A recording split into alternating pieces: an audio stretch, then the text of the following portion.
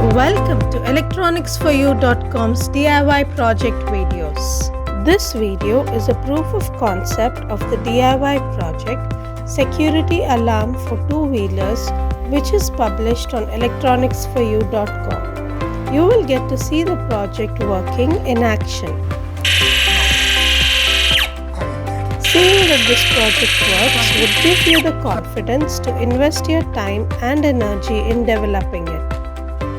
Let me explain key parts of the project that you will learn more about while working on it. This circuit can help you safeguard your vehicle. It has to be connected to the front wheel so that in case of any theft, an alarm would sound. The components used here are a UM3562 sound generator IC, BC547 and SL100 transistors, 3.1 volt Zener diode, and of course a speaker. Interested in making this DIY project? Refer to the URL below for the complete circuit diagram and detailed project overview. Do like, share and subscribe to our channel for more such DIY proof of concept videos. Thank you.